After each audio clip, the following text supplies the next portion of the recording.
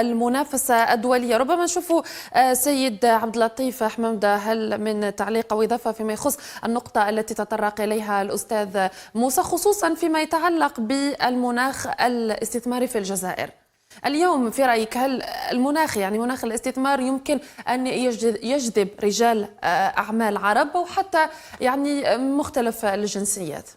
والله ما نقدرش نقول لك باللي موافق 100%، لأن لغة الأرقام ونعود لها هي عندما نتكلم على لي زيديو لي انفستيسمون ديريكت ايترونجي، يعني مازلنا نقعد كجزائريين نتكل على الأجنبي اللي هو يجي في الجزائر يدير استثمارات.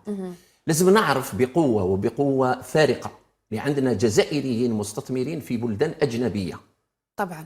الأسبقية للجزائريين. عندما ما نصيبش خوتنا الجزائريين اللي هم الجالية في العالم لا يستطيعوا وليس لهم القدرات باش يستثمروا في البلاد، قال احنا ما قدرناش نروح ونحوسوا على الأجانب. هذا الشيء الأولاني.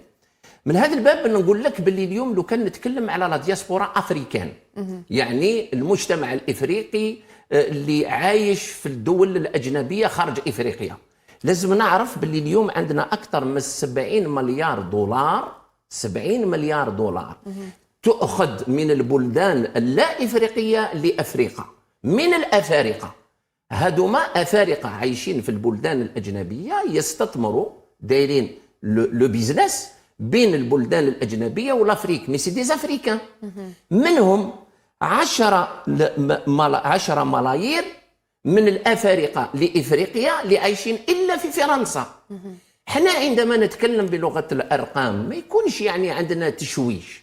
اليوم نعرف الأرقام، السؤال المطروح ما هي الآليات؟ اليوم أنا عندي 10 وأنا اليوم راني في 1، واش ندير باش نروح نجيبها 9؟ الفرق هذه الآليات موجودة عند خبراء جزائريين، دكاترة جزائريين في الاقتصاد، مستثمرين جزائريين، وهم موجودين حاليا ومعروفين.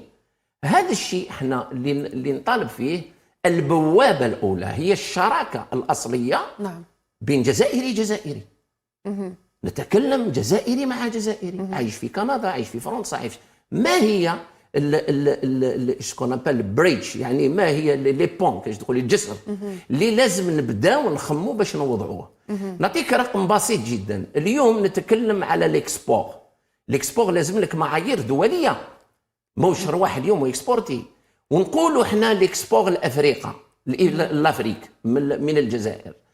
نقدر نروح معاك بعيد، على بالك باللي الافريق الدول المتقدمه سبقونا، يعني احنا رانا من الاخرين، جيراننا سبقونا. ومن اسهل للجزائريين الاكسبور لدول اوروبيه وين معايير جوده احسن من افريقيا. لماذا؟ السؤال نعرف باللي جاليتنا اللي عايشه في فرنسا تعد اكثر من 6 ملايين، حتى 10 ملايين في العالم، يعني حتى 10 ملايين في العالم. ما نتكلمش بالاكسبور، نتكلم بلغه القلب، بلغه الروح الجزائري. نقول للجزائريين كونسومي منتوج تاع البلاد. كيف احنا؟ فهمتيني؟ نعم. طيب نتوقف عند هذه النقطه.